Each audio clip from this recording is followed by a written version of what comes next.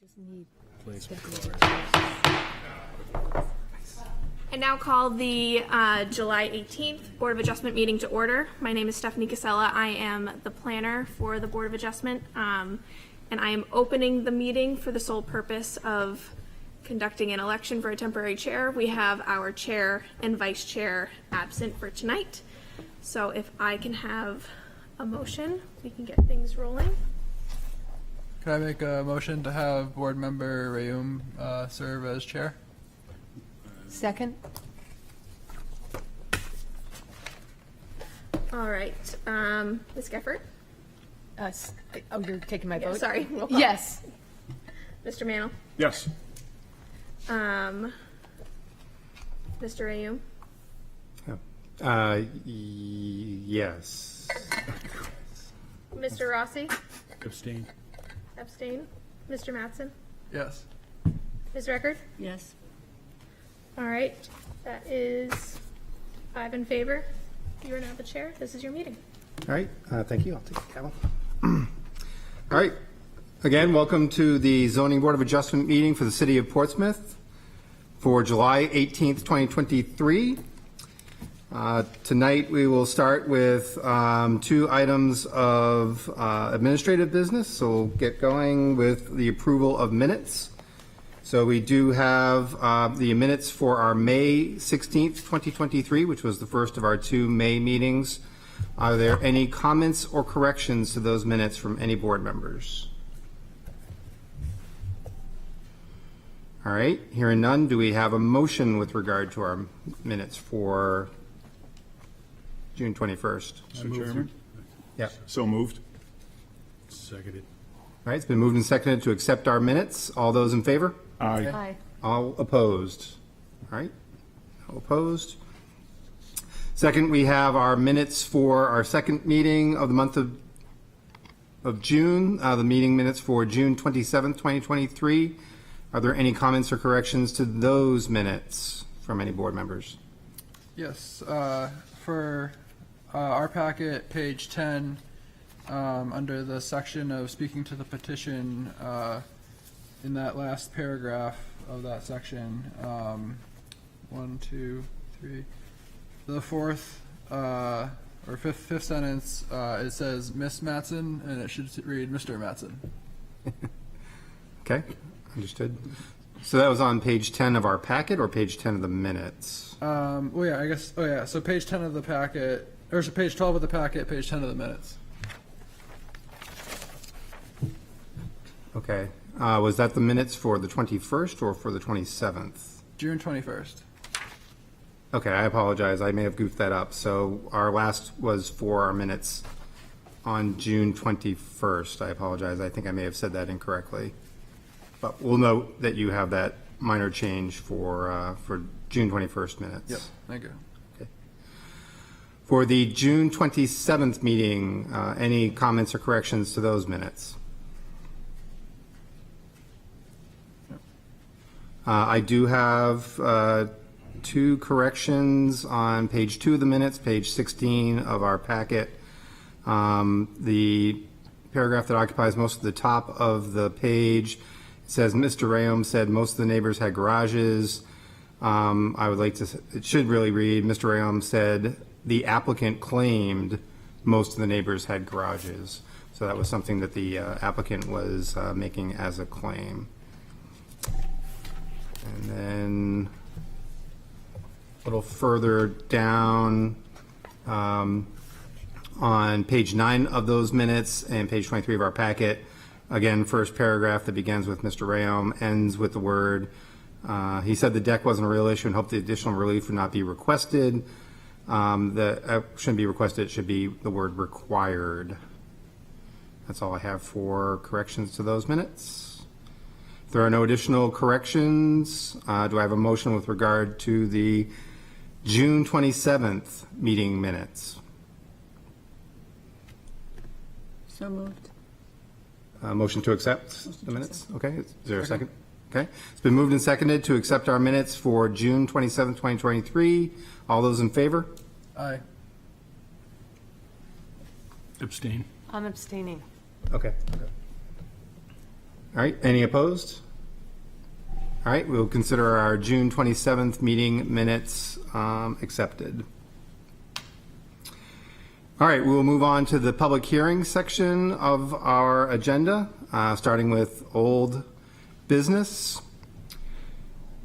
So with that, I want to recognize that one of the items that was on our original agenda, which is under new business, section 4, or was it probably section 3 for some folks. All right, under our new business, item number D was the request of project number 9 LLC owner for property located at 261 South Street. That item has been withdrawn, so there is nothing before the board this evening with regards to that item. If there is anyone who is present who is here to speak to or hear with regards to that item, there will be no action taken by the board on it. It has been withdrawn. There is nothing for us to consider. Just in general, our rules for our public hearings, if you are a presenter this evening, that is to say either an applicant or someone representing an applicant, you are allowed 15 minutes to make your presentation. If you feel that you need more than 15 minutes to make that presentation, we request that you ask for the additional time from the board prior to speaking, and the board will take the matter under consideration and determine whether or not additional time will be granted. Similarly, if you're somebody here to speak from the public on any particular item, we limit that comment to 5 minutes. If you feel that you need more than 5 minutes, after we go through, I'll ask for those wishing to speak in favor, those wishing to speak in opposition, and then last category is 2 for against. You may return up to 2 for against for a limited amount of additional commentary if necessary, but again, we require that you keep your comments germane to the issues at hand. So with that, we will begin with our first item of old business. This first item is a request for rehearing. A request for rehearing is not a public hearing. It will be considered by the board in a public forum, which is this meeting, but there will be no public input taken. We do have information that was provided in writing that the board will be considering for this, so I'll read this into the record. This is a request for rehearing by Jared J. Saulnier, owner, for property located at 4 Sylvester Street, whereas relief is needed to subdivide one lot into 2 lots, requiring the following. Proposed Lot 1, variances from Section 10.521 to allow a lot area and a lot area per dwelling of 9,645 square feet, where 15,000 is required for each. B, 80 feet of lot depth where 100 feet is required. C, a 9-foot right side yard where 10 feet is required. And for the proposed Lot 2, variances from Section 10.521 to allow a lot area and lot area per dwelling unit of 6,421 square feet, where 15,000 is required for each. B, 40 feet of street frontage where 100 feet is required. And C, 80 feet of lot depth where 100 feet is required. Said property is located on Assessor Map 232 as Lot 36 and lies within the Single Residence B district. So this application was denied by this board on May the 16th, our meeting on May the 16th, 2023.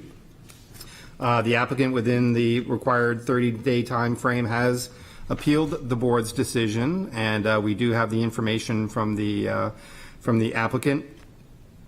There was also, I'll let city staff, Ms. Gazella, kind of talk a little bit to the additional issue that we had associated with the use of the property for a use that is not allowed in that zone. So I don't know if you can provide the board a little bit more information on that and its current status. Sure. So subsequent to the decision by the board, it was brought to light that the applicant may be operating an Airbnb out of their property. That's not allowed under the zoning ordinance. A notice of violation was sent to the applicant, and they have since provided information that has resolved that violation, saying that they are operating a long-term lease of in excess of 30 or more days. So that violation is no longer in effect, according to our records and what has been provided to the board. So it's the opinion of city staff that that matter has been resolved? Correct. So for this evening, with the absence of the chair and vice chair, with those two absences, both of our alternates will be participating in all petitions. So at this point, I will open it up to the board for discussions, or if we have any further questions from city staff with regard to any aspects of the case. Again, we do have the information presented by the applicant's representative regarding their request for rehearing.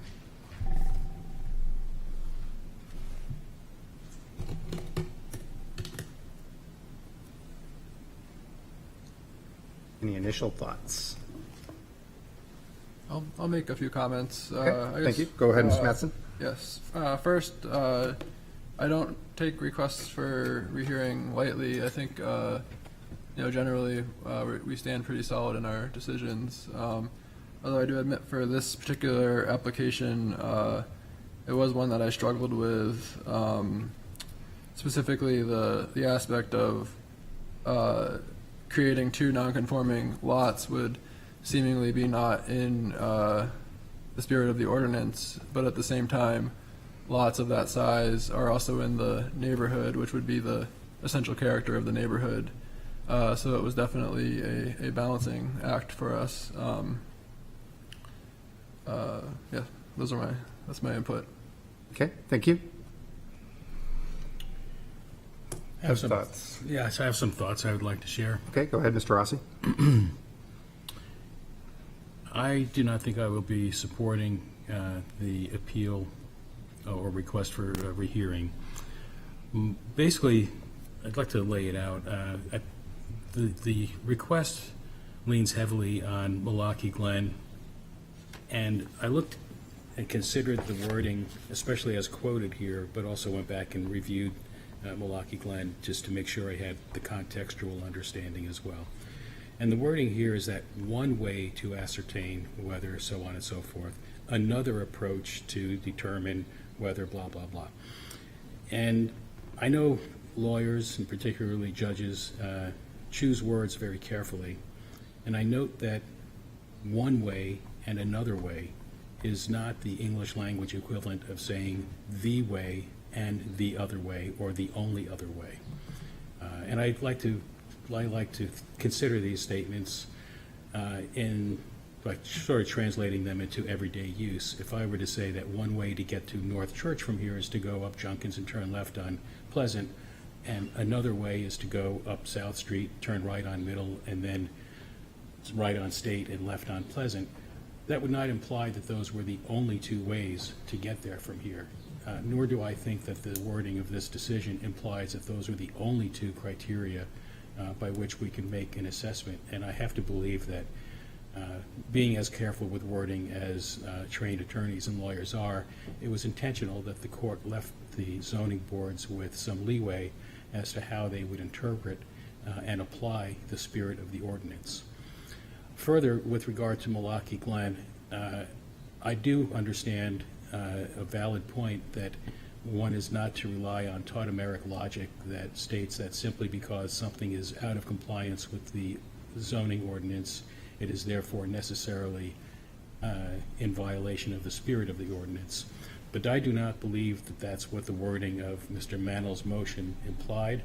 Mr. Mannel gave a reason which is rooted in the stated purpose of SRB, which is medium to low to medium densities.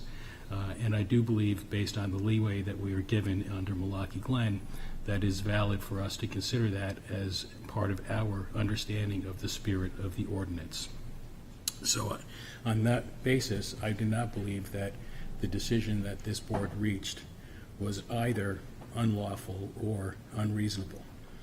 Further, there are many places within the appeal, or within the request, where it is stated that because the board and the communication was silent on the other aspects of the criteria that are required to achieve a variance, that it is implied that those criteria were met. no such implication can be drawn. It is the practice of this board, under advice from City Council, that once we find that an application fails to meet a single criterion that is required out of the multiple criteria that are required for approval of a variance, it is not necessary for the board to articulate whether or not the application met or failed on the remaining criteria. For all of those reasons, I will not support the request for rehearing. Okay, thank you. Other comments? As far as I'm Al? concerned, I'll stand by the decision of the board that night. I know I made the motion to deny simply because it should not be the purpose of the board to create non-conforming lots. That's very simple. I also believe that plot maps from over 100 years ago are irrelevant to today's zoning. They're nice, they're historic, but showing a plot map where every lot is 50 by 50 and comparing them today and saying, see, they're all non-conforming. Well, not in 1903 they weren't. So I will stand by the board's decision. I don't think we made any mistake. Okay, thank you. All right, I'll add that, well, first of all, this was a close vote. It was a 4-3 vote in favor of denying. So certainly the board was somewhat torn in their consideration of this. That said, I believe that as well that the request for rehearing should be denied. I do think that the board was fair in its assessment. I think it was a complicated case. I think was some different ways of looking at it. I mean, I would say that the board has authorized or approved variances for non-conforming lots in the past. That is one of the things we do. However, the arguments that are being made here that says that, you know, it was necessarily a characteristic of the neighborhood, I think that you can make an argument that that's both true and not true. And I think that the board felt that the argument that it was not true outweighed the argument that it would be true. And we've seen this in other similar cases in the past that this board has considered. I always like to call it the micro neighborhood versus sort of the macro neighborhood. Is it really just applying to a very small portion of a neighborhood, or are you looking more broadly at an overall characteristic? I think there's enough variation in this neighborhood that you could make an argument, as was made, I think, and as part of the motion to deny, that in fact just the most nearby lots, which did not necessarily take a look like the one that the applicant was proposing to make, predominated over any other considerations about the neighborhood. So I think in that sense it was a fair decision. I think it was the appropriate decision by the board. And the only other item would be is there new information that has been provided that would make the board say, boy, if only we had known that piece of information, that would be a real difference maker.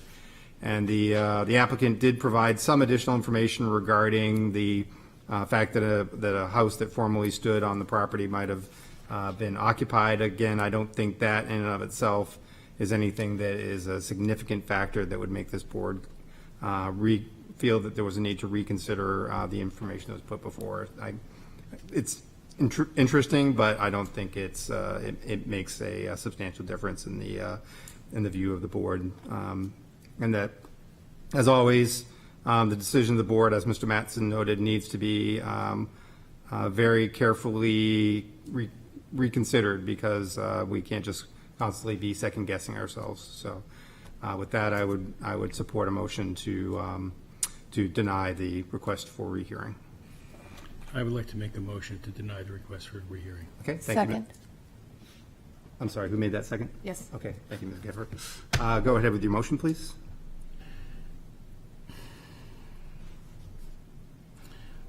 The request for rehearing in its content failed to demonstrate that the board acted either unlawfully or unreasonably Despite the reliance of the request on Malachi Glen, I believe that it was misapplied in this request to state that our decision was unlawful when my reading of Malachi Glen allows us to make the decision on the basis that we made it with regard to the spirit of the ordinance, particularly with our latitude in referring to the stated purpose of the particular zone in which this is SRB, I think, and the purpose of that to maintain low to medium density as our interpretation of the spirit of the ordinance. I also would reiterate that we are under no obligation to address other aspects of the criteria once we find that a single one is not satisfied. That's it. Thank you. Okay, thank you. Your second, please. I want to underscore the last point that Mr. Rossi made. I think that finding one criteria is not satisfied is adequate to deny. I think we did that. And we don't have to retry that or rehear that. But if we were to, I'm sure we could find other criteria that were not satisfied. I don't think that's necessary here. Okay. Thank you.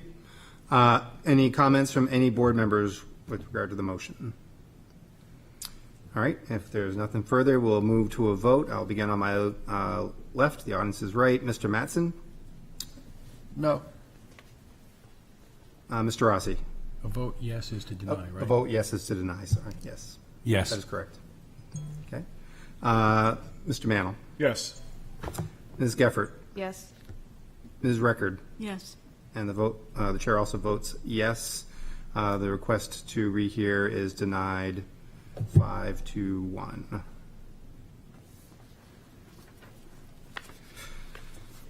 right, moving on to our next item of old business. This will be a public hearing. So this item is a request of Danielle Okula, Dennis Okula, and Irina Okula, owners, for property located at 2 Sewell Road, whereas relief is needed to install a 6-foot fence along the front of the property, which gives a variance from section 10.515.13 to allow a 6-foot fence where only a maximum of 4 feet is allowed. Said property is located on Assessor Map 170 as Lot 22 and lies in the Single Residence B district. So this item was originally scheduled to be heard back on our June 21st meeting and was subsequently postponed to this meeting. Who is here to speak on behalf of this petition? I'm Danielle Lupula. So I'm the owner. Yep. Please come forward and yeah, if you can just maybe make sure the microphone is That one? working. Okay. Great. I don't think I've ever spoken in front of a microphone before. So You get used to it after a while. I appreciate everyone hearing me out. I did not realize that I had to be here to present this, but Okay. so thank you for hearing this. So I moved in about a year ago and did not realize that the property is a very low-lying property. The property is terraced. So the property behind my property there's a rock wall and it starts about the same height as your desks. There's I would say 3 problems, one of noise, one of privacy, and one of problems with dogs, which has been a problem, I think, also with the previous owner. My chief concern is that a 4-foot fence would not be sufficient to keep my dog in my yard. And the way the house is facing, as you can tell, the front door faces Sewell Road. So what I'm proposing is to put a 6-foot fence along, as you can see, I think there's another one that shows the part where the 30 feet would be, but what would be the backyard of the house. But it's a corner lot, so it has so there you can see that I would like to put up a 6-foot fence along what would be the backyard. In the way that the doors are, there's really no other way to section off a place for my dog and be able to let the dog out without being within that 30 foot, because the doors are kind of closer to Spinney Road.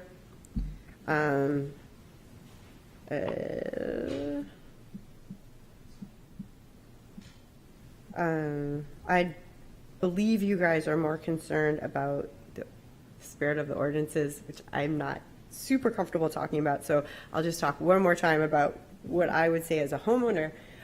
So there's problems with privacy. So as you can see that there's very little setback between the sidewalk and that first window, and that's the bedroom. And I believe when the garage was converted to a bedroom, it was before that the houses were put in across the street and before the houses were put in up the hill. So suddenly, everybody walking down Spinney looks right into the bedroom, which is uncomfortable. And a 4-foot fence, because of the way that the yard is set down, wouldn't even clear the rock wall that's behind the house. It wouldn't provide any privacy whatsoever when people come down Spinney Road. So that was one point. My dog, so I'm kind of almost, can I walk over there? Just make sure you take the the mic away. mic with you. Well, I have to have you, So Kula, I'm sorry, yeah. just make sure you take the mic with you so people at home can hear, and just try not to touch the screen. Yep, that one. Like that. Oh, that works too. Yeah, it should come out of that holder. The whole but- thing. Well, so the previous owner had put in a deck. Yeah. This is like the back deck and the slider. So the slider's right there, so you can see how it's within the 30 feet. So there's really maybe 3 feet between the back deck and the sidewalk. And my dog has actually been attacked sitting on my own deck because dogs from the sidewalk just come into the yard. It's really close to the sidewalk, which is what I wanted to show. So my dog is not a mean dog, but yet again, there's been issues about like dogs barking when they walk down the street. So I think that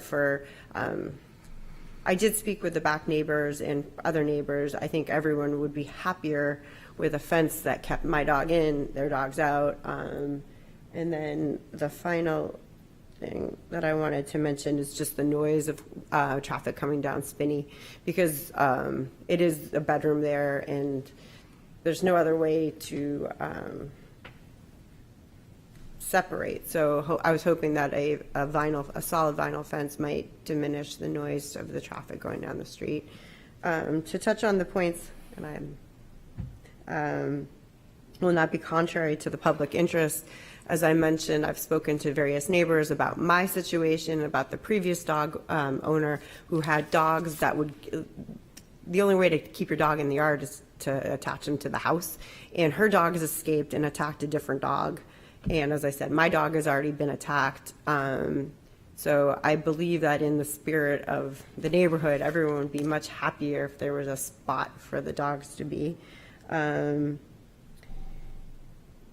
It would not limit light or air circulation. The 6-foot fence is set back quite a ways from the next neighbor over on Spinney. They have a 30-foot, I think, setback to their house, and it's also uphill, so it wouldn't prevent anyone from coming down the sidewalk. The sidewalk's wide. It just was recently installed, so it shouldn't create any problems there.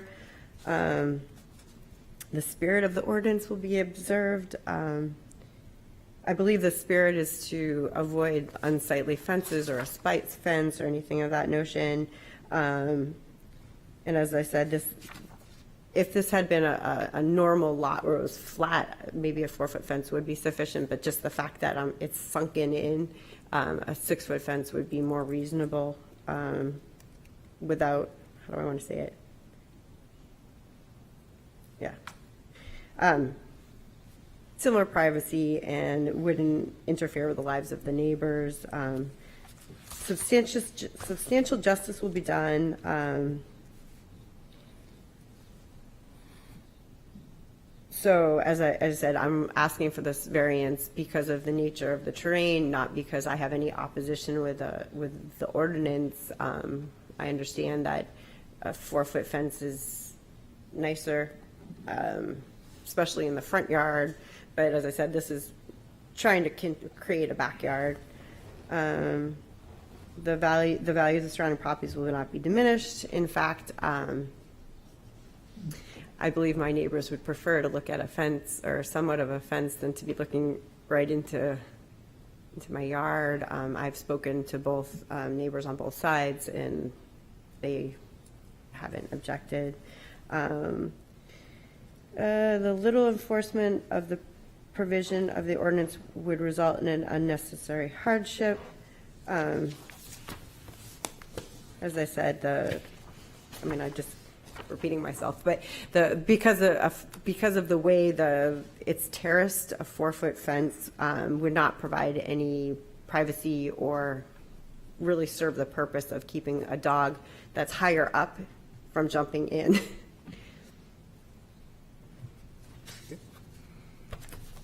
All right, That's it. all right, we appreciate it. Any questions for the applicant, board members? Mr. Rossi, go ahead.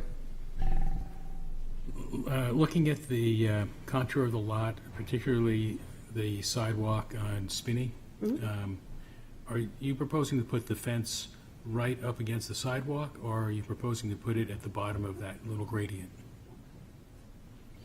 Can we go back a slide and maybe that would, One more. That's it. oh, this one? Yeah, so are you going to put it like kind of where the gravel ends, or is it your intention to put a 6-foot fence right up abutting the sidewalk? I would do what you told me to do. Well, let me ask. No, it- I had asked the let me same ask it a question. different- Let me ask it a different way. If there was if there is a setback as a, I probably wouldn't go all the way down to the gravel, and I probably wouldn't go right up to I wasn't intending to put it right up to the sidewalk, because I believe I had spoken to someone who told me that there needs to be space to clear the sidewalk. Yeah, okay, so what does 0-foot clearance, because that's what's being asked for, is 0, is that at the sidewalk? That is at the property line. So if I go back to the tax map, this is, it looks like it might be 6 or 7 feet off of Spinney Road, which would probably put it right in between where the sidewalk ends and where that, The city has an easement. so the city owns property up till Ms. Vakula's property. So she can't put it on city property. But my guess is it would be, just looking at aerial imagery, it would be somewhere in between the first foot or so of that About wall. a foot off the rock wall. About a foot off the rock wall? Yeah. Okay, thank you. Wait, did you have something to say? Oh, I was just going to say, I have been in discussion with the GIS specialist, Mr. McCarthy, I believe his name is, trying to identify whether or not, where the property does start, and I was planning on getting a survey just because I couldn't figure it out. Thank you. All right, other questions? Mr. Mantle, go ahead. This is probably for Steph and not you. The variance is for the fence along Spinney, Correct. not for the fence that is behind your property. Just want to double check what was advertised. Yes. Okay. So because her lot is Corner a lot. corner lot, Corner she has lot, 2 yeah. fronts, which, Yeah, but it's only for the, 28 feet along Spinney. correct. Because So you can install it by right in the backyard. Yeah, I from what I understood though is that I had to have a 30-foot setback as well, which is why I had highlighted in yellow along the wall, but the division between the 2 properties. I Yep, might have so misunderstood that. I can speak to that if you don't mind. So the 30 feet starts here and it goes back into your property 30 feet. So technically, this portion would be 30 feet from Spinney Road. Yeah. So that's why it goes along the back, but not the entire back of your. Exactly. So that's what I would be asking for the variance for. So just that everything that would be backyard would be 6 feet. I apologize if I didn't make that clear. Just think it's not red on the sheet, that's all. It's Again. no big deal. The corner lot, Yes. yeah. Okay. All right, thank you. Any other questions for the applicant or city staff? right, thank you very much. We appreciate you coming before us. I will now open up the public hearing. Is there anyone here who wishes to speak in favor of this petition? Is there anyone who wishes to speak in opposition? Anyone who wishes to speak to, for, or against? Last opportunity to speak. Seeing no one rise, I will close the public hearing. And I will turn it over to the board. What is your consideration? I would like to make a motion to approve the variance as presented and advertised. Okay, thank you. Is there a second? Second. Okay, you go ahead, Mr. Rossi, your motion, please. Granting the variance would not be contrary to the public interest or contrary to the spirit of the ordinance. As correctly stated by the applicant, the spirit of the ordinance is to avoid encroachment by unsightly and tall fences in, right up against pedestrian and motoring areas. This does not do that. It's sufficiently set back from the sidewalk that there's enough clearance there not to make it feel that way. Granting the variance would do substantial justice. The considerations of privacy, particularly with regard to the location of the bedroom, and also with regard to it's kind of the nuisance factor of aggravating her dog, and the safety consideration of keeping her dog contained, justify the 6-foot fence, and there is no countervailing public interest that's sacrificed to make that happen. Granting the variance would not diminish the values of the surrounding properties. The neighbors had, the abutters had adequate notice. If anyone felt that it would diminish the value of their properties, they had their opportunity to state that. They are the best judge of that, and having failed to state it, I take it that as good evidence that there will be no impact on the surrounding properties' values. Literal enforcement of the provision of the ordinance would result in an unnecessary hardship. There is kind of a unique characteristic of the property, and that is the terrain and the way that it is below the grade level of the road. That does necessitate a taller fence to achieve the purposes of privacy and security. Therefore, I do think that literal enforcement of the ordinance would be an unnecessary hardship for the property owner. Thank you. Your second, Mr. Mantle. I would agree with everything Mr. Rossi said. I believe the hardship exists in the fact that there's a separate ordinance for corner lots. And I don't agree with that ordinance. It puts too much, it puts an added layer of criteria that is not found in any lot that's not a corner lot. And we've gone through this several times before. So I will support the ordinance. Okay, thank you. Comments on the motion from any board members? Okay, hearing none, the motion is to approve, so a yes vote would approve the variance as requested and advertised. I will start again on this side. Mr. Mattson. Yes. Mr. Rossi. Yes. Mr. Mantle. Yes. Ms. Geffert. Yes. Ms. Record. Yes. And the chair also votes yes. You are approved. Oh, right there, you're approved. I appreciate it. You're welcome. Moving right along.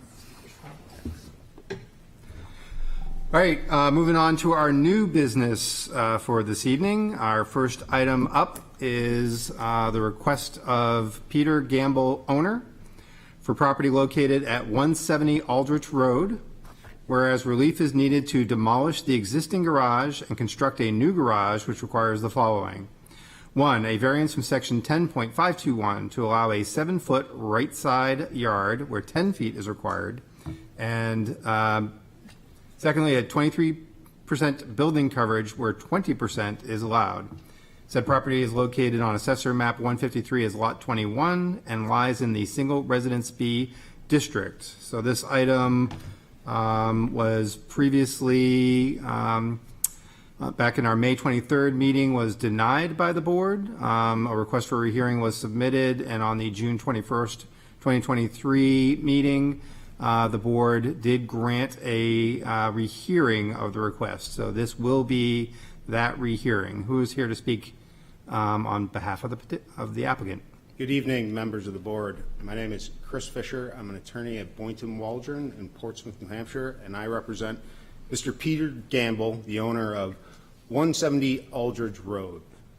So I'm here for actually a very limited purpose, and it does not speak to the merits of the motion for rehearing, and I'll explain. The butters, Adrian and Andrea DeGrasse, have, through their attorney, Jack McGee, said that they were filing a quiet title action claiming ownership of a portion of 170 Aldridge Street. I was advised that this action would have been filed by Monday, but my office checked before 5 o'clock today, and it was not filed. But as you can see, well, as I believe you will hear, both the DeGrasses and their attorney are present today. Now, my clients intend to defend any such action. When it's filed, or even if it's not filed, my clients intend to file their own quiet title action in Superior Court to put the question of the size of this lot, 170 Aldridge Street, to bed for good.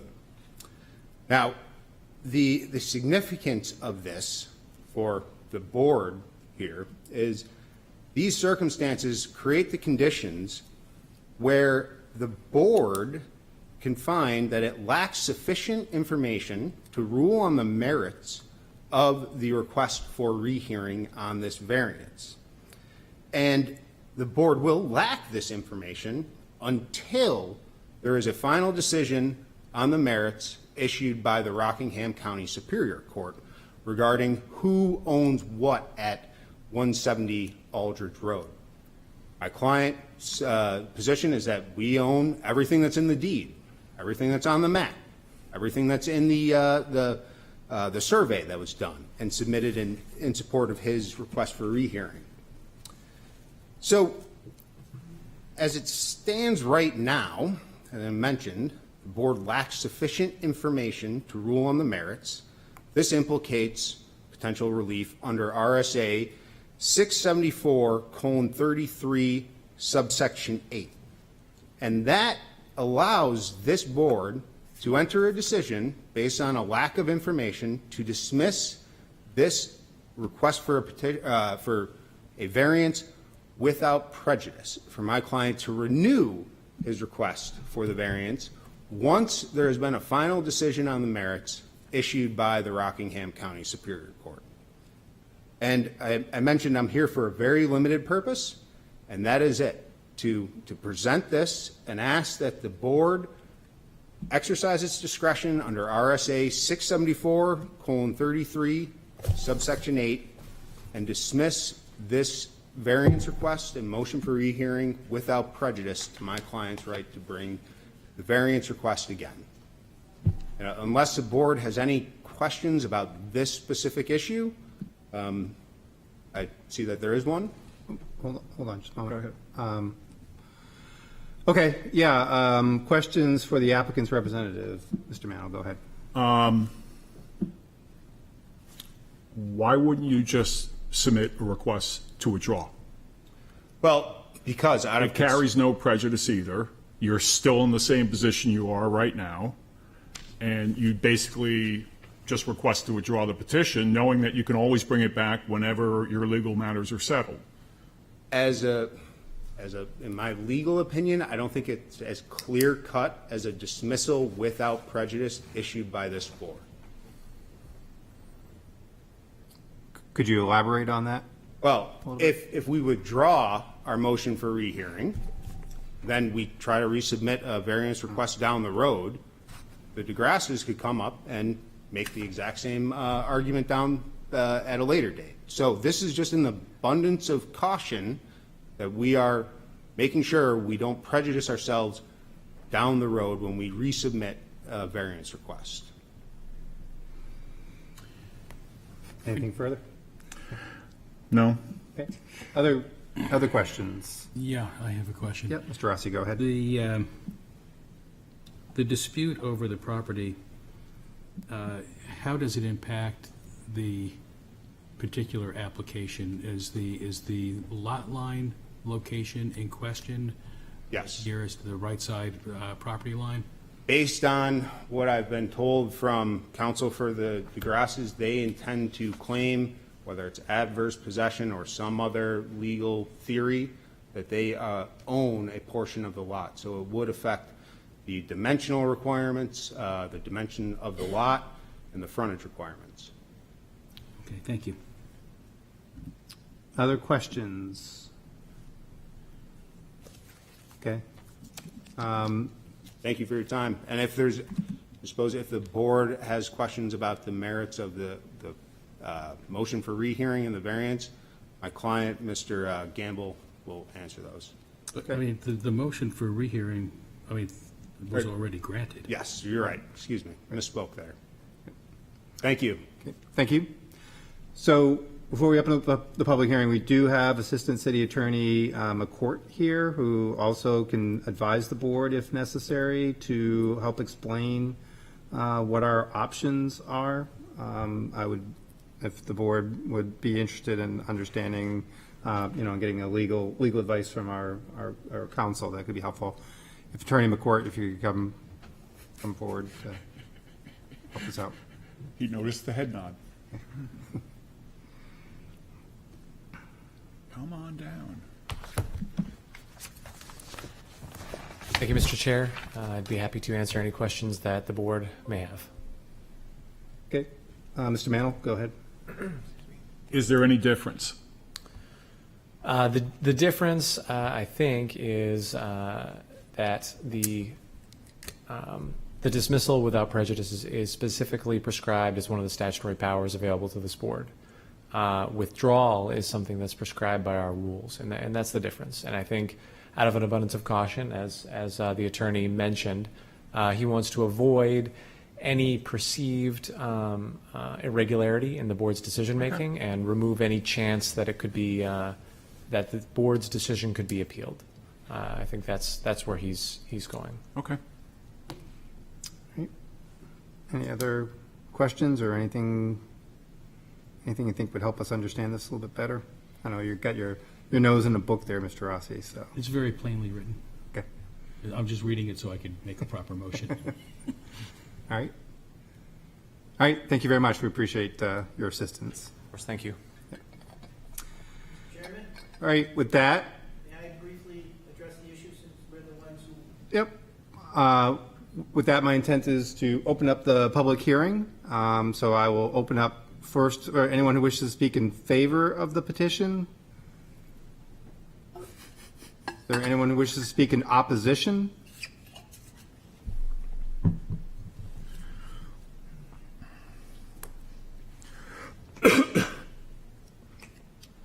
Mr. Chairman, members of the board, my name is John P. McGee Jr., and I represent Adrian and Andrea DeGraff, and they are the abutters to the property in question. And I arrived tonight fully expecting to engage in the discussion on the merits. Attorney Fisher, whom I've known for quite a while, advised me that they were going to seek a formal dismissal. I have to say this, I've been appearing, my first appearance before this board was in 1975, and they say in the practice of law, you always learn something new. I've never particularly heard of this statute, but apparently it exists, and it gives you discretion to determine whether or not it's appropriate to dismiss it. I will say that, first of all, Attorney Fisher mentioned that I talked with him, and a quiet title action was expected to be filed by me by this point. As I told Attorney Fisher, I had a medical incident on Friday, Saturday, and Sunday, and I saw a doctor yesterday, and unfortunately, because of that, this petition, which I discussed with him, was not filed. I haven't decided at this point, given his generous offer, whether or not to let him file or not, to be honest with you. So, but I'm sure it's coming. There's no question that is a quiet title petition is coming. And one of the issues that we raised in May was the fact that there is a coverage issue here of about 3%, I believe. And if we are successful in our claim, then it will be increased so that they will have more coverage than is what they prospectively have now. The decision is yours. Either way, if the board decides to dismiss it, fine. My clients aren't going to raise any great objection. If you decide to go forward, we're ready. I would only ask that if the board does administratively dismiss it, that if in fact Mr. Gamble chooses to perhaps seek a building permit in the future, that might cause things to be a little bit smaller than what he proposes now, that he be required to notify the DeGraffs when he should file such a permit. Because frankly, based on what I've reviewed in the ordinances and gone through, I think there are other variances needed myself. We'll see in the future, apparently. So that's all I would have to say. Thank you very much, and can't say much more. Thank you. Okay, thank you. Were there any questions? Okay, thank you. Anyone else to speak in opposition? All right, anyone to speak to, for, or against? Final opportunity for speakers. All right, seeing no one rise, I will close the public hearing on this matter. All right, so this is unusual territory, as Attorney McGee has indicated. Clearly, also, I know I'm a little disappointed that, I mean, obviously, it appears the applicant brought counsel on relatively recently, and the decision was made to change things around from what we were originally presented, and as both the counsel for the party in opposition indicated, is kind of like a last-minute change to this. So we'll open up for a discussion, and then we can see how the board is feeling about this, if we want to, how we want to proceed. So, Ms. Geffert, I'll start with you. I do have a follow-up question for the applicant, which is, I was not clear about whether the applicant consented to an extension of this matter. Did we get that on the record? I guess I'm not sure. Let me explain why. The statute cited says, if a zoning board of adjustment determines it lacks sufficient information to make a final decision on an application, and the applicant does not consent to an extension, so there's an and there. Okay. Then the board may, in its discretion, deny without prejudice. So I think we need to figure out whether there's a consent to an extension. Okay. So on that specific point, I would allow the applicant's representative to come back up again, and just for the record, if you could just make that point clear for us. I never think somebody's going to. Thank you. Just re-identify yourself, sir. We would consent to an extension that, so long as the extension coincides with a final decision issued by the Rockingham County Superior Court on this title dispute. I believe what you're saying is an indefinite extension? Until, well, not indefinite, until there's a final decision, which I can't, as I sit here tonight, I can't tell you when that is going to be issued. Because as you stand there tonight, there is no case, is that correct? Correct. Okay. May I? Well, Yeah, it would be prudent for you not to consent to an extension because you're not asking for a real extension. I mean, it's like too indefinite. I think, so let me explain. When you ask for an extension, you're telling everybody in the public, we want an extension until X. And so, not that I think everybody who cares is in the room, but just in case, other people might care and want to conform their behavior accordingly. With an indefinite extension, I think that makes it rather difficult, and it would be, I think, prudent for you to consider maybe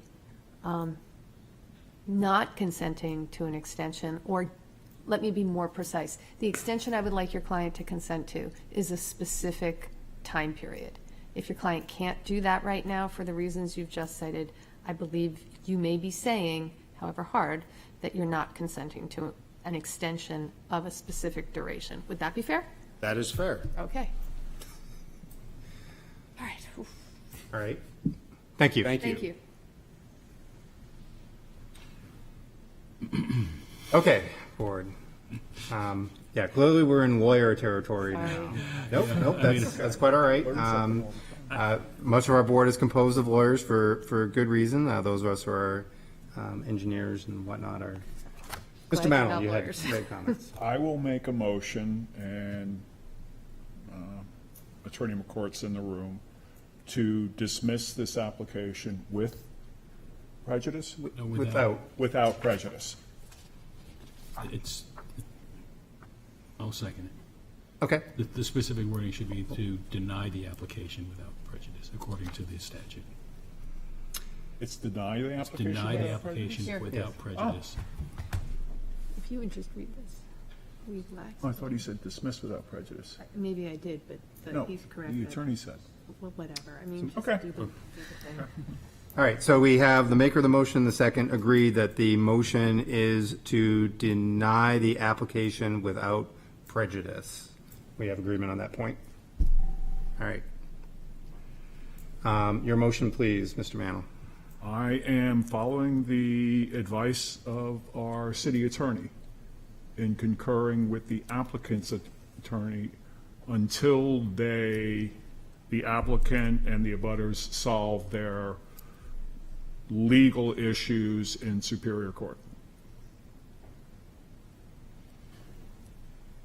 Okay, your second, please. Add to that, this motion is consistent with RSA 674-33, Section 8, which grants this board the authority to make such a denial without prejudice when the underlying facts of the application are sufficiently unclear that we don't have enough information in order to make an informed judgment. In this case, there is a dispute over the size of the property and perhaps the particular lot lines, and therefore we cannot make a informed judgment about the variance request until that dispute is clarified, until those issues are clarified. Okay, thank you.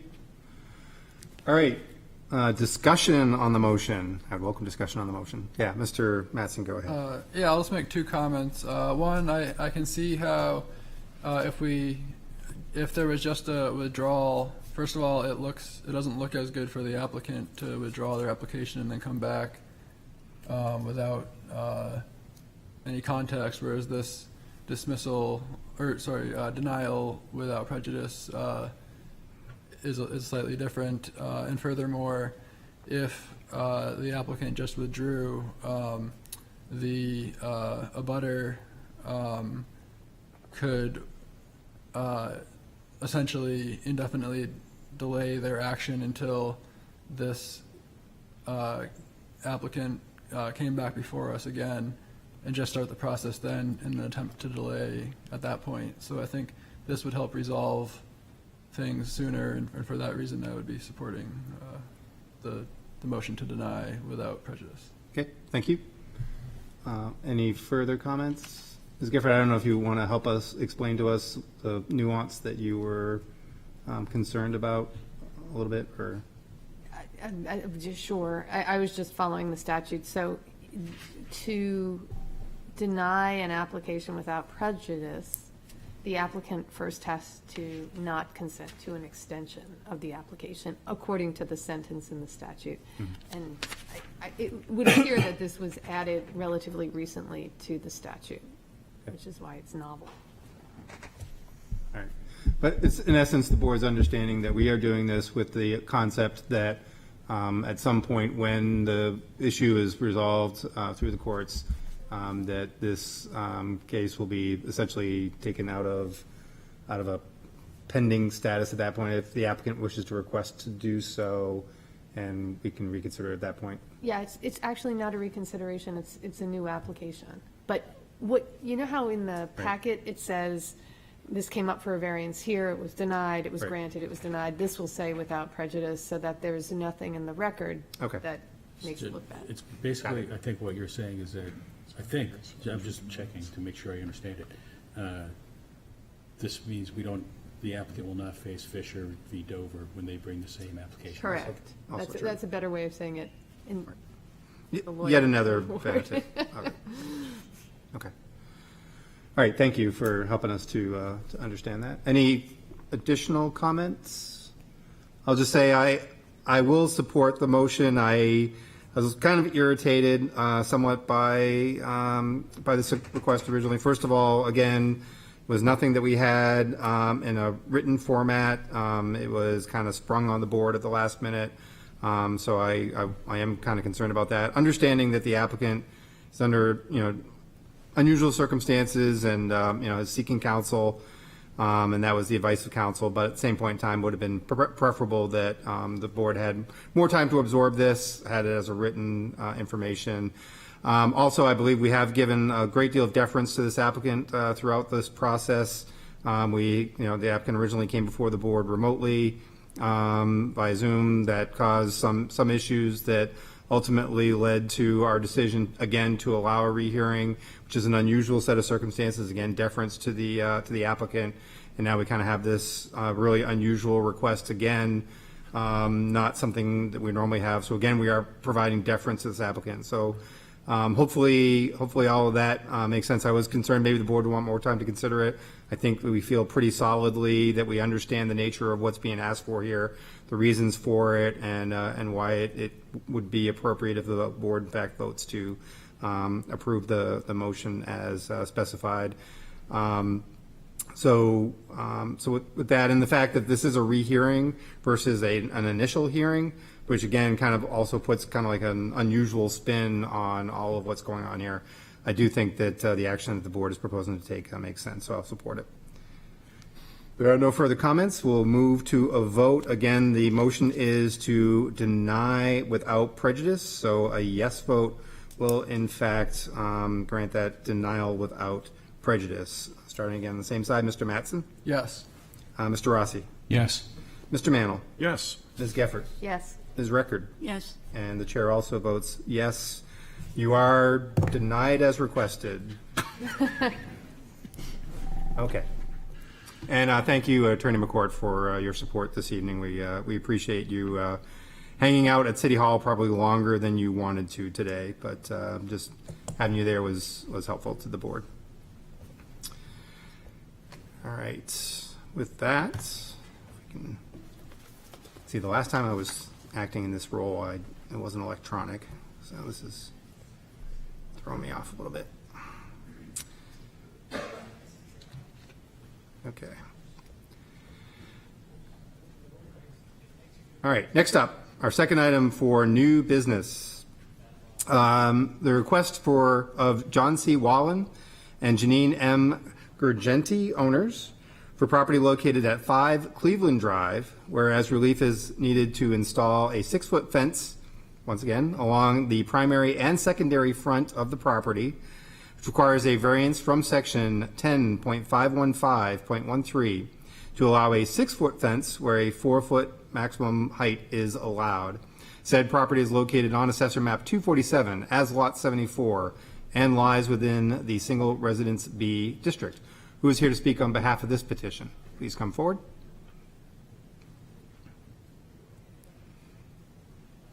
If you could just identify yourselves for the record.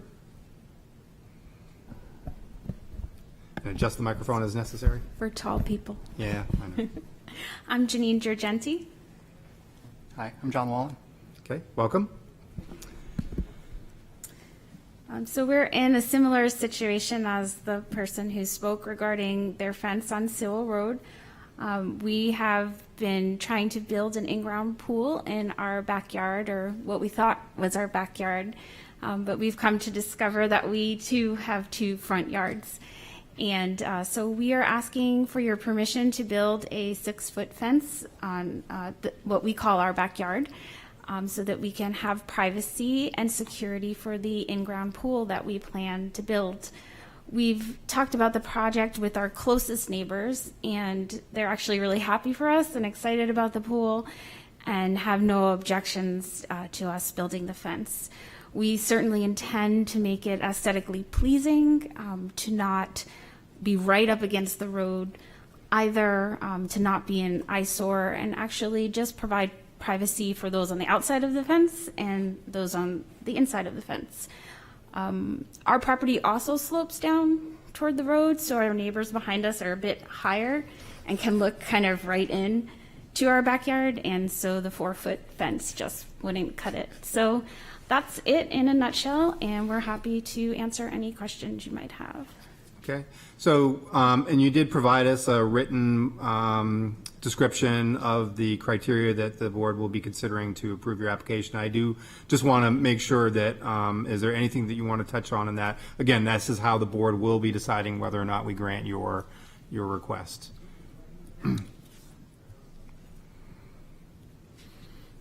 And the board members have reviewed it. Yeah, I did want to read it to Yeah, you. no, but, and I'm not arguing that you need to read it verbatim. All the board members, we do our homework ahead of time, we read it all. But again, this is really the fundamental crux of how we're going to judge your application. I just want to make sure if there's anything that you feel that the board should especially understand about what you put in there, that you, if you want to emphasize any of that, this is your opportunity to do so. Sure. Our goal is, of course, to comply with the spirit of the ordinance to prevent unsightly tall fences which would obstruct or interfere with our neighbor's property. Our neighbors would still have full access to air, and light would obviously be respected. Again, our property is a bit unique in that it's 2 front yards, and that the other houses are at a higher level than our property, which makes this really a feasible and obvious choice for us to seek the 6 foot instead of the 4 foot. I think substantial justice would be done. As I said, our property is a bit unorthodox. We call it that we live on a peninsula, having the 2 front yards, and the values of the surrounding properties would not be diminished. I think it would be improved by having the fence to provide privacy so they don't have to see our kids playing in the pool or things of that nature, and that the literal enforcement of the provisions of the ordinance would result in an unnecessary hardship. It would really diminish our ability to enjoy privacy in our backyard. Yeah, I guess the only thing I would add, for those of you who are not familiar with Elmwood Park, which I have a hard time believing any of you aren't, it's obviously a neighborhood with a lot of children. It is a neighborhood where a lot of people skateboard, ride bicycles, etc.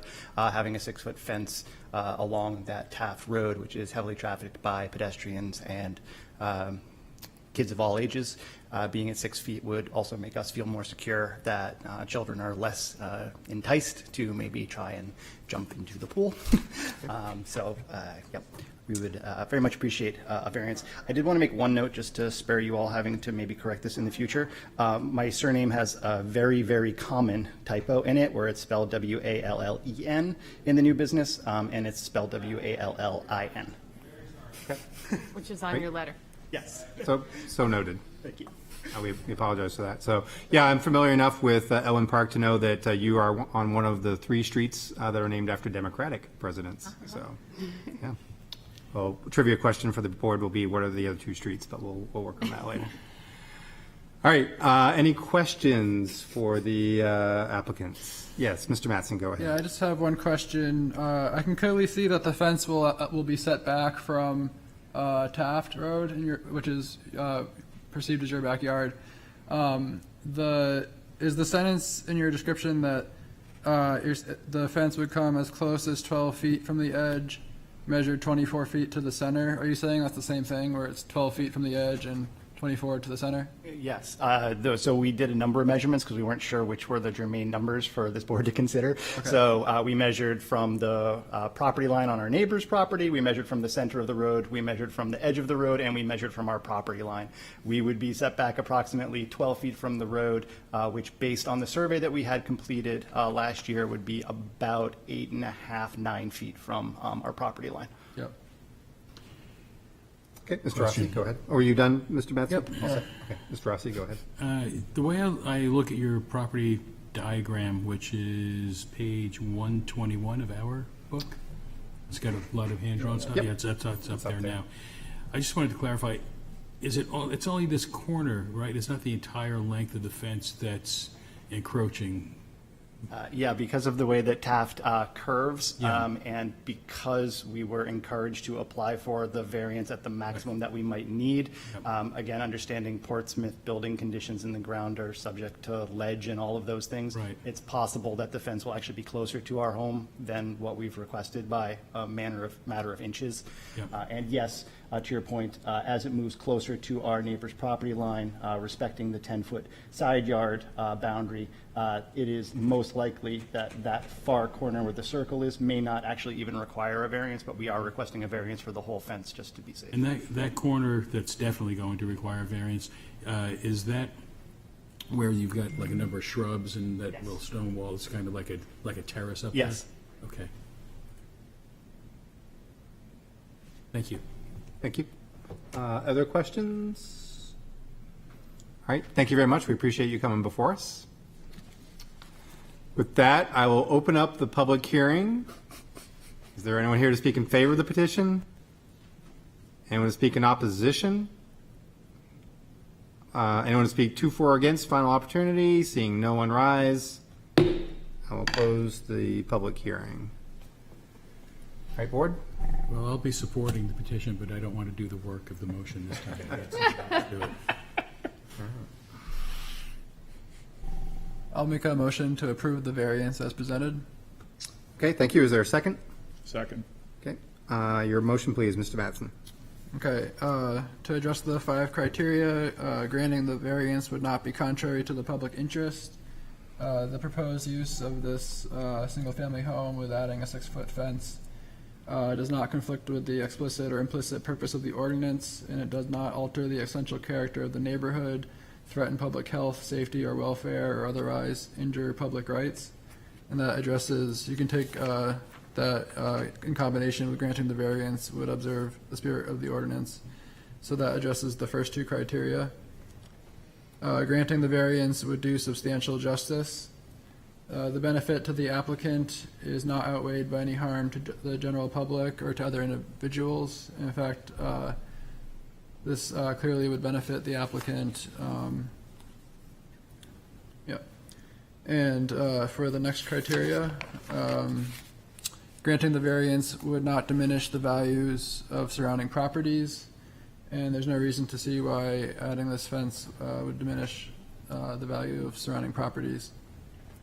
And for the final criteria, literal enforcement of the ordinance would result in unnecessary hardship. Because of special conditions of the property that distinguish it from other properties in the area, there's no fair and substantial relationship between the general public purposes of the ordinance provision and the specific application of that provision to the property, and the proposed use is a reasonable one. This is a very reasonable proposed use of still a single-family home with a fence, which for all intents and purposes is in their backyard. The unique conditions of this property are that it is a corner lot that essentially surrounds the house on 3 sides. And again, functionally, this is their backyard. And even in doing so, they will still be the fence would still be set back further from the actual property line, so it won't inhibit any sight lines from the road or affect light, air, or privacy in a negative way on others. So for those reasons, I make the motion to approve. Okay, thank you. Your second, please, Mr. Manley. I agree with Mr. Mattson. I've been waiting ever since we started getting corner lot properties. I knew there were quite a few out there that had 3 front yards, literally according to our ordinance. I appreciate that you're putting it directly behind the house and not on your promontory. And I second it. I support it. Okay, thank you.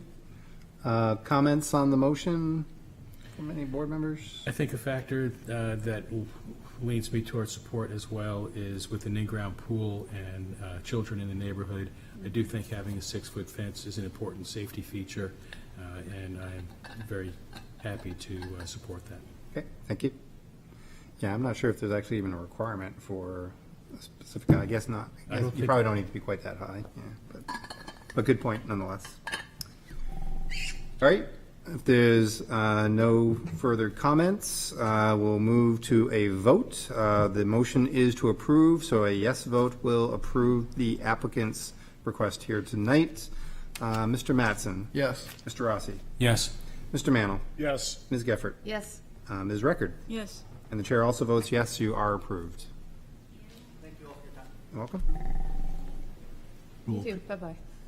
Will it be open tomorrow? All right.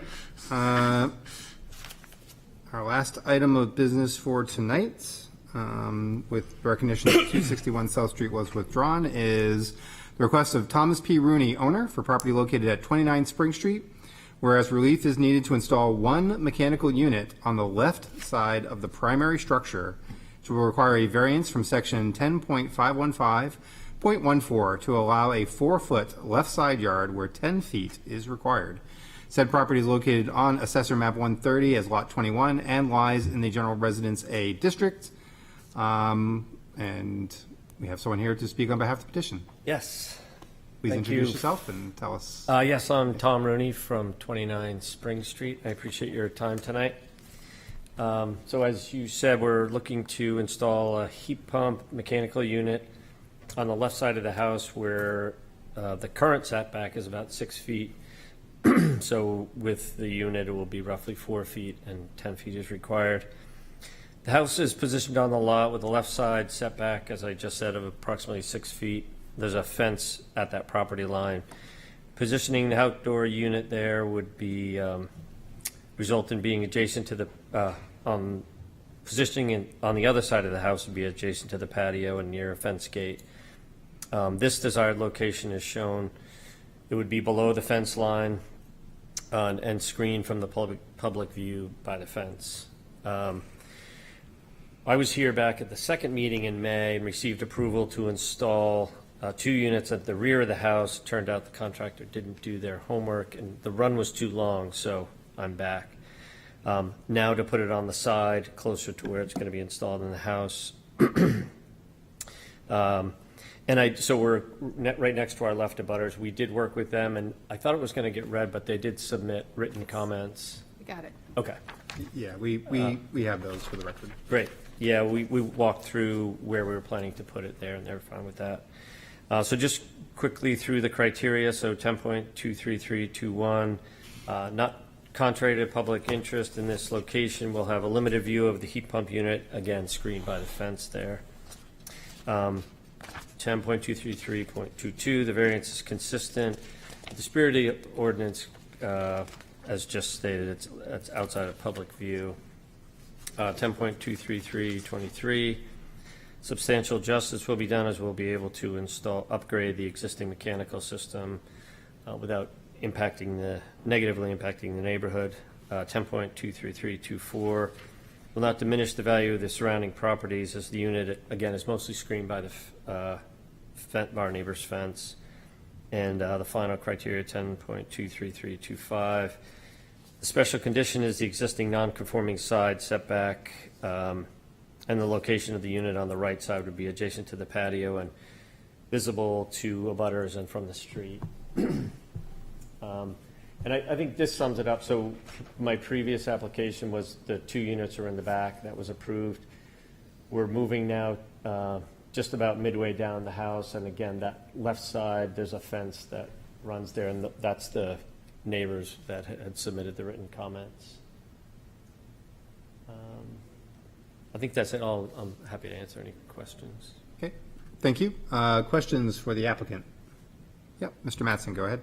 Yes, so you're showing from your previous location approved, there was 2 units. Correct. You're just going to move the 1 unit that was too far away for the run of the line? That's right, yeah. Okay, so then looking at this image, the blue in the rear of your house on the right will still stay there.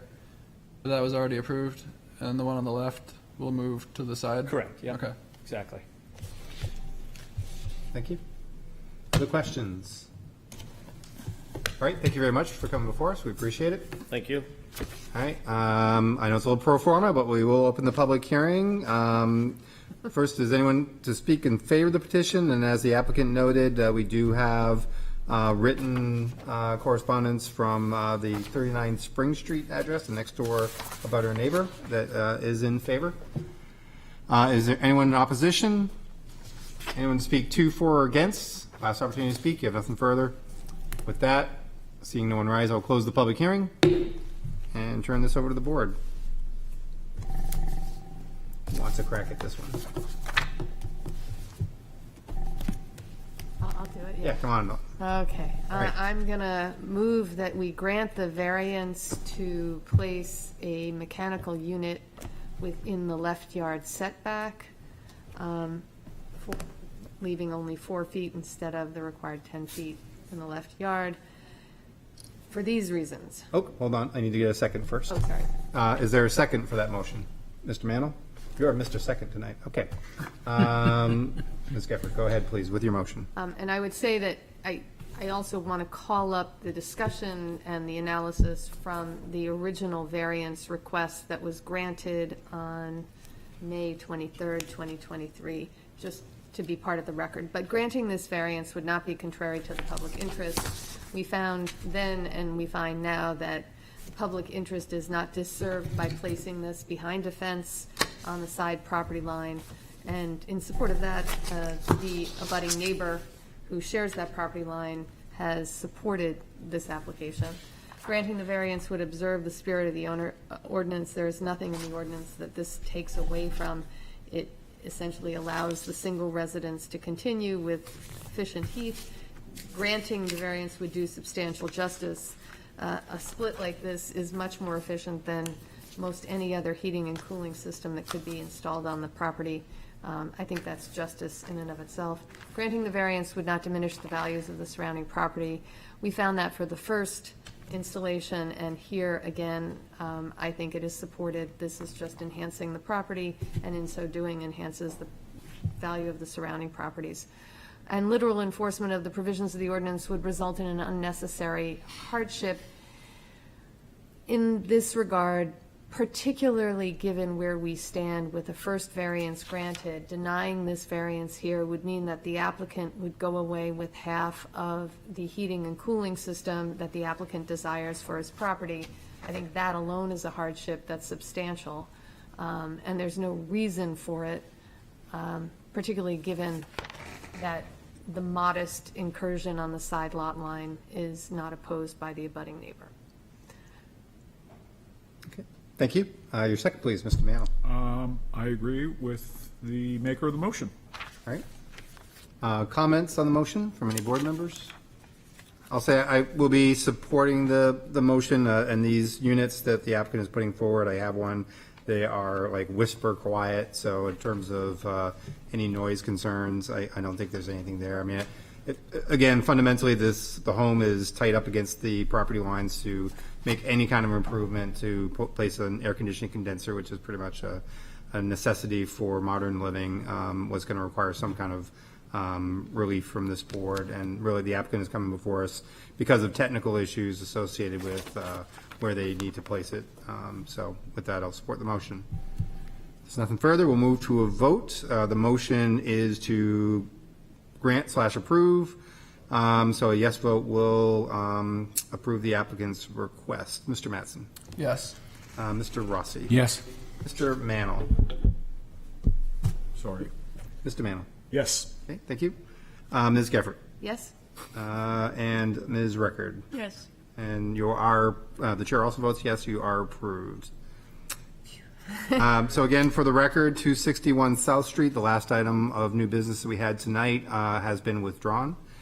One final thing before I accept the favorite motion of the night, is there anything that you want to talk about in preparation for next week's training session? Yes, so July 25th, we have Attorney Buckley from the New Hampshire Municipal Association coming to give a basic board member training. That will be held in the conference room A, as opposed to in here in council chambers. It is open to the public, but there will be no public comment or public hearing. So I just wanted to state that. And if any board members have specific questions that they want me to pass along to Attorney Buckley prior to the meeting, or things that they wish to work into the discussion, feel free to send those to me, and I will forward them along. What time? 7 o'clock. Thank you.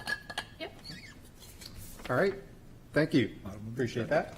With that, I will entertain our favorite motion of the evening. Someone wants to make it? I move to adjourn with one comment, Cleveland, Truman, Van Buren, Wilson. Maybe I missed Van Buren, yeah. I don't know, I have to go back and To double four? check that. And Truman, Truman, definitely. and Wilson. And Wilson, definitely. Cleveland, Truman, Van Buren, Wilson. Yeah, I didn't think Van Buren was, but I'll have to go back and check. I might have. Oh, yeah, he is. Yeah, all right. There you go. My motion, I need a second though. Second. All right, it's been motioned and seconded that we have completed all of our business for this evening, and we may adjourn. All those in favor? Aye. Any opposed? The chair agrees. We are adjourned. No.